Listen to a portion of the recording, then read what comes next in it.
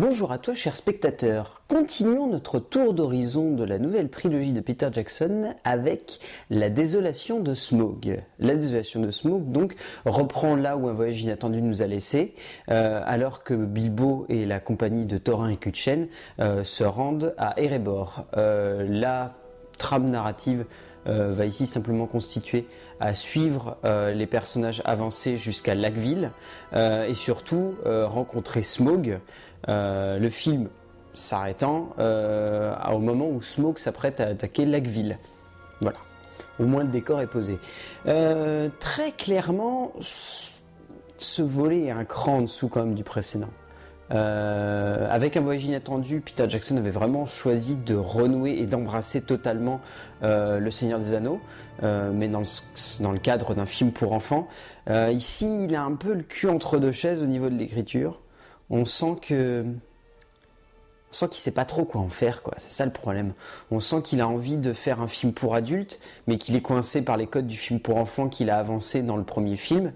Et résultat, il sait pas trop où aller. Il expérimente quelque chose, il essaye d'apporter des idées, mais très clairement, déjà à la base, ce film était un vrai enjeu, puisque c'est le deuxième, c'est le film du milieu, c'est le film où on va mettre en place tout ce qui va se passer dans le dernier. Donc résultat, forcément, c'est un petit peu le film le plus difficile à amener, autant narrativement que dramatiquement parlant. Là ici, il développe tellement de choses, il essaye tellement de mettre en place des personnages, de mettre en place des univers et de mettre en place ce qui va se passer dans le dernier volet, que résultat, on sent que c'est un petit peu le volet de transition, on sent que c'est le volet où il va amener la bataille des 5 armées, il va amener l'attaque de Smaug sur Lac-Ville, mais ça s'arrête là. Ouais, ça pose vraiment problème. Après, au niveau de la mise en scène, ça change rien. On sent que Peter Jackson arrive toujours à apporter ce côté épique et grandiose. Et là, il embrasse totalement le côté comique presque du film, notamment pour ceux qui l'ont vu, se rappelant la scène où Bombur, dans son tonneau, descend la cascade.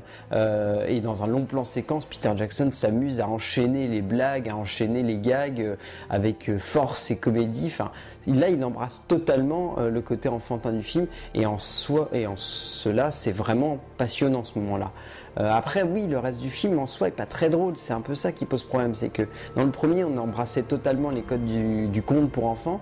Ici, on a un petit peu envie de revenir à la fable plus adulte, avec des thématiques beaucoup plus graves, avec des enjeux beaucoup plus graves. Mais voilà, ça marche quand même, puisque résultat, quand on se retrouve à la rencontre entre Smaug et Bilbo, on est fasciné, on est estomaqué par le dragon lui-même. Et au fond, tout simplement, on est émerveillé de voir ce dragon, et cette séquence parvient même à être drôle par moments. Le personnage de Smaug étant vraiment bien amené et étant vraiment bien composé, et le caractère de Bilbo permettant de relâcher un petit peu la pression qu'il y a dans cette scène, car cette scène est vraiment sous tension et vraiment impressionnante. Côté casting, aucun changement. Martin Freeman est toujours aussi bon en Bilbo, même si là il assume beaucoup plus son côté comédie, encore plus que dans le premier d'ailleurs. Richard Armitage parvient à composer avec le personnage de Thorin en l'amenant à ce qui va être sûrement dans le dernier film un personnage très grave et très important. Et de son côté, on a Luke Evans qui arrive à composer un personnage de barde vraiment touchant, vraiment impressionnant, qui a certaines thématiques qui ont un rapport avec Thorin, mais qui en soi arrive vraiment à composer un personnage à part. Ian McKellen évidemment en Gandalf qui est impressionnant, et le petit plus quand même, Benedict Cumberbatch qui double et qui interprète Smaug grâce à la motion capture, qui pour le coup impose une interprétation vraiment jouissive du dragon.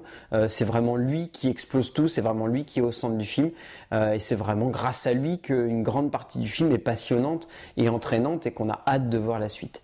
Donc oui, si on devait résumer, ce volet-là, c'est loin d'être le meilleur, c'est très certainement celui qui a le plus de défauts, qui a le plus de problèmes narratifs et dramatiques, mais qui reste toujours épique au niveau de la mise en scène et au niveau du jeu d'acteur.